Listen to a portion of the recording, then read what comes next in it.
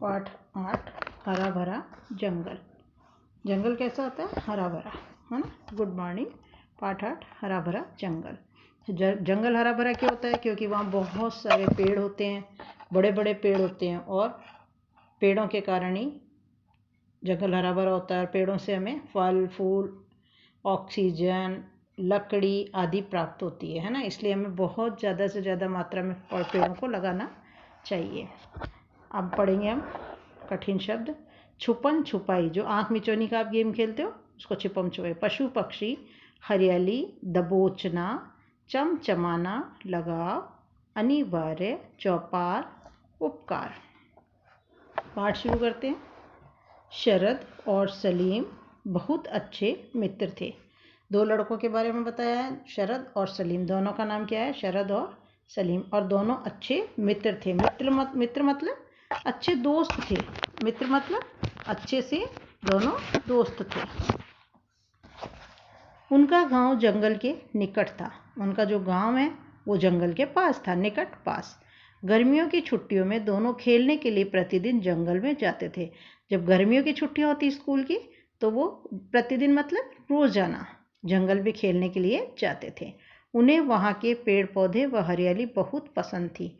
क्योंकि जंगल हरा भरा था तो उन्हें वहाँ के पेड़ पौधे और हरियाली आँखों को बहुत अच्छी लगती थी, इसलिए उनको बहुत पसंद थी। उन्हीं में से एक उनका मनपसंद पेड़ भी था, जामुनी। उनमें से एक उनके मन को, यानी मनपसंद मतलब अच्छा लगने वाला, मन को अच्छा लगने वाला पेड़ भी था, जामुनी। जामुनी एक जामुन का पेड़ था। बच्चों, आपने जामुन देखे हैं? बरसात के समय में आते हैं जामुन। वह जामुन का पेड़ था और उसका नाम उन्होंने रखा था जामुनी। वे दोनों अक्सर उसके आसपास छुपम छुपाई खेलते थे। वे दोनों आपस वहाँ पर उस पेड़ के पास अक्सर आँख मिचौली वाला गेम खेलते थे, आँख मिचौली वाला खेल खेलते थे। कभी वे पेड़ पर चढ़ते तो कभी उसके मीठे जामुन खाते। जामुन का वह पेड़ बहुत से पक्षियों का घर भी था। वो जामुन का पेड़ बहुत बड़ा होता है और वो उस पेड़ पर चढ़ जाते थे और कभी तो उसके मीठे जामुन खाते थे। और वहाँ पर ज़्यादातर, अक्सर मतलब अक्सर का मतलब क्या होता है? ज़्यादातर वो वहाँ पर छुपम छुपाई का खेल खेलते थे। और कभी वो पेड़ पर चढ़ते तो क्या खाते थे? मीठे जामुन। जामुन का वह पेड़ बहुत से पशु पक्षियों का घर भी था। बच्चों, आपने देखा होगा जो बड़े बड़े पेड़ होते हैं उन पे है ना पशु पक्षी अपना घर बना लेते हैं, है ना। पक्षी जो ये चिड़िया, कबूतर, तोते, ये सब जो भी बर्ड्स हैं वो अपना घर पेड़ों पर ही बनाते हैं। पेड़ की कोटर में एक गिलहरी और ऊंची शाखाओं पर कुछ सुंदर पक्षियों के घोंसले थे। कोटर मतलब पेड़ के तने में कोई छेद था, उसमें एक गिलहरी रहती थी और ऊंची शाखाओं पे, बहुत बड़ी बड़ी शाखाओं पे, जो ऊंचाई पे जो डालियां होती हैं, टहनियां होती हैं, शाखाओं मतलब टहनियां पर सुंदर पक्षियों के घोंसले थे। कभी वे उन पक्षियों को घोंसला बनाते देखते। घोंसला क्या? घर। तो कभी गिलहरी के आगे पीछे दौड़ लगाते। गिलहरी आपने देखी है, बहुत तेज दौड़ती है, तो वो उसके पीछे भी दौड़ लगाते थे। उन्हें जामुनी से बहुत लगाव था। लगाव अटैचमेंट, यानी बहुत अच्छा लगता था उनको। जैसे हम एक साथ क्लास में पढ़ते हैं तो एक दूसरा बच्चा नहीं आता तो हम उसके बारे में जानने की इच्छा रखते हैं ना, इस तरीके से उनको बहुत प्यार था उस पेड़ से। एक दिन उन्होंने जंगल के निकट 4 अजनबी लोगों को देखा। ये देखो, 4 अजनबी लोग खड़े हैं। अजनबी जिन्हें हम जानते पहचानते नहीं हैं, जो हमारे परिचित नहीं हैं, अनजान लोग। अजनबी लोगों को देखा। उनके हाथ में लोहे की चमचमाती कुल्हाड़ियाँ थी। कुल्हाड़ियाँ एक पेड़ काटने का औजार है। वे तेजी से जंगल की ओर बढ़ रहे थे। तेजी जय में देखो नुक्ता लगा हुआ है। उन चारों जो थे उनके हाथ में कुल्हाड़ियाँ थी। देखो आप, कुल्हाड़ी ये पिक्चर में दिखाई हैं। वे तेजी से जंगल की ओर बढ़ रहे थे। वे आपस में पेड़ काटने की बात कर रहे थे। वे आपस में पेड़ काटने की बातें कर रहे थे। शरद और सलीम उनके इरादे को तुरंत भांप गए। भांप गए मतलब समझ गए। वो जब पेड़ काटने की बातें कर रही थी तो शरद और सलीम ने वो बातें सुन ली और वो उनके इरादे को तुरंत भांप गए और भागते हुए अपने गांव पहुंचे। गांव की चौपाल पर सलीम के चाचा व कुछ अन्य ग्रामीण लोग बैठे हुए थे। उन्होंने सारी बात उन लोगों को कह सुनाई। देखो ये पिक्चर में चौपाल पर, चौपाल मतलब गांव में एक ऐसा स्थान होता है, पेड़ होता है बड़ा सा, उसके नीचे चबूतरा होता है और वहाँ पर सब लोग बैठते हैं आकर। शाम के समय सब गांव वाले वहाँ इकट्ठे होते हैं और आपस में बातचीत करते हैं। तो अन्य लोग भी, ग्रामीण लोग भी, यानी ग्रामीण मतलब गांव वाले लोग भी बैठे थे, उन्होंने सारी बात उन लोगों को कह सुनाई। शरद और सलीम की बातें सुनकर वहाँ उपस्थित लोग गुस्से से भड़क उठे। उपस्थित मतलब जो वहाँ थे, प्रेजेंट थे। आपकी उपस्थिति लगती है ना, आप अटेंडेंस, जो आप आए हो कि नहीं, तो जो लोग भी वहाँ पर बैठे हुए थे, उपस्थित थे यानी मौजूद थे, वो लोग गुस्से से भड़क उठे। उन्हें बहुत गुस्सा आ गया पेड़ काटने के नाम से। आखिर कोई हमारे पेड़ों को काटने के बारे में सोच भी कैसे सकता है? गांव वाले बोल रहे हैं कि आखिर कोई हमारे पेड़ों को काटने के बारे में कैसे सोच सकता है? ये पेड़ नहीं, ये हमारे जीवन का अनिवार्य हिस्सा है। सलीम के चाचा ने क्रोध में भरकर कहा, यानी गुस्से में भरकर कहा। अनिवार्य मतलब जरूरी हिस्सा, आवश्यक है। पेड़ हमारे लिए, हमारे जीवन में आवश्यक है, क्योंकि इनसे ऑक्सीजन निकलती है जो हम श्वास के रूप में ग्रहण करते हैं। ब्रीथ लेते हैं ना, हम सांस लेते हैं तो क्या जाता है? ऑक्सीजन जाता है और कार्बन डाइऑक्साइड बाहर आता है। तो अगर पेड़ नहीं होंगे तो ताज़ा हवा नहीं मिलेगी, और ताज़ा हवा नहीं मिलेगी तो हम सब बीमार पड़ जाएंगे। इसलिए ये हमारे जीवन का एक जरूरी हिस्सा, आवश्यक हिस्सा है। चाचा, सलीम के चाचा ने क्रोध में भरकर कहा। आज हम इन सब लोगों को सबक सिखाकर रहेंगे। और उन लोगों ने निश्चय किया कि आज हम इन लोगों को सबक यानी पाठ पढ़ाकर रहेंगे। इनको सिखाएंगे कि पेड़ों को नहीं काटना चाहिए। ये प्राणवायु देने वाले हमारे वृक्षों को काट रहे हैं। ये हमें जीवन देने वाली, यानी सांस लेने के लिए हमें ताज़ी हवा देते हैं। प्राण वायु, जीवन जीने के लिए जो हवा की ज़रूरत होती है वो हमें देते हैं पेड़, उसे हम हमारे वृक्षों को काट रहे हैं। अगर ये कट जाएंगे तो हमको प्राणवायु कहाँ से मिलेगी, यानी ऑक्सीजन कहाँ से मिलेगी?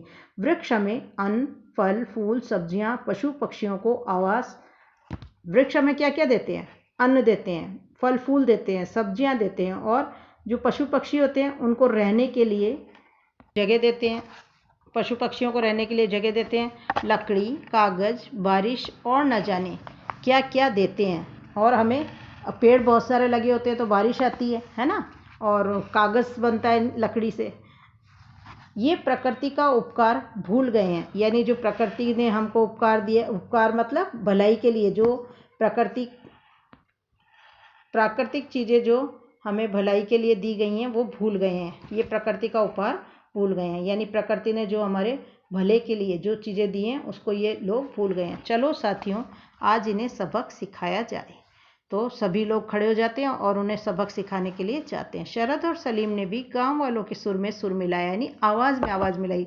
सुर में सुर, उनके साथ आवाज़ मिलाई, और सभी तेजी से जंगल की ओर निकल पड़े। सभी लोग जंगल की ओर चले गए। आगे आगे शरद और सलीम रास्ता बताते हुए चल रहे थे। आगे आगे कौन था? शरद और सलीम, क्योंकि उन्हीं को पता था ना पेड़ कहाँ काटने वाले हैं लोग।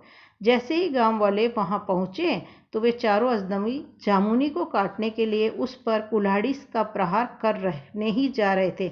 यानी प्रहार मतलब आक्रमण, कुल्हाड़ी मारने जा ही रहे थे कि गांव वाले वहां पहुंचे। तो तभी देखा चारों जो अजनबी हैं वो जामुनी काटने के लिए कुल्हाड़ी से प्रहार करने जा ही रहे थे, यानी आक्रमण करने जा रहे थे। तभी शरद और सलीम चिल्ला उठे। तभी शरद और सलीम ने चिल्ला दिया। तभी देखो, पिक्चर में देखो, सबको चेन से बांध रखा है इनको। तभी गांव वालों ने तुरंत उन्हें पीछे से दबोच लिया। दबोच लेना मतलब झपट कर दबा लेना, है ना, पकड़ लिया। दबोच लेना मतलब होता है कसकर पकड़ना। दबोच लिया और पेड़ के चारों ओर कसकर रस्सी से बांध दिया, और उनको, जो पेड़ काटने आए थे, उनको कसकर रस्सी से पेड़ के चारों ओर बांध दिया। वे चारों बहुत घबरा गए और गांव वालों से माफ़ी मांगने लगे, क्षमा मांगने लगे।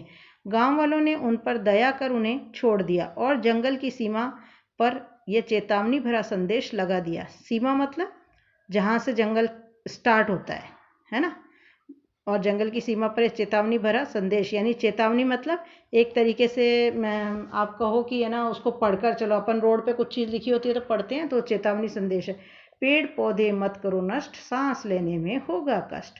यानी पेड़ पौधों को नष्ट मत करो, यानी उनको मत काटो। तो अगर पेड़ पौधे नहीं होंगे, नष्ट हो जाएंगे, तो सांस लेने में भी हमको तकलीफ होगी। इस तरह शरद और सलीम ने अपने ये चेतावनी भरा संदेश लगा दिया, पेड़ पौधे मत करो नष्ट, सांस लेने में होगा कष्ट। इस तरह शरद और सलीम ने अपने प्यारे जामुनी को बचा लिया और सभी को ये संदेश दिया कि हमें पेड़ पौधों की रक्षा करनी चाहिए। तो बच्चों, इससे आपको ये पता चलता है कि हमको पेड़ पौधे नहीं काटने चाहिए, पेड़ पौधों की रक्षा करनी चाहिए।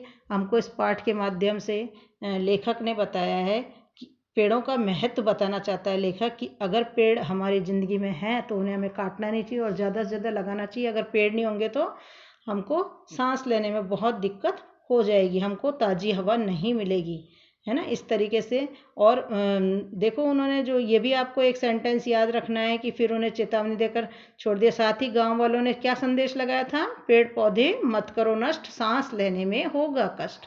अगर हम पेड़ पौधों को काट देंगे तो हम सांस किस तरीके से लेंगे, और सांस नहीं आएगी तो हम लोगों का जीवन जो है नहीं बच पाएगा। इसलिए ज़्यादा से ज़्यादा पेड़ लगाने चाहिए और कम से कम पेड़ों को काटना चाहिए। हमको यही सीखने को मिलता है इससे।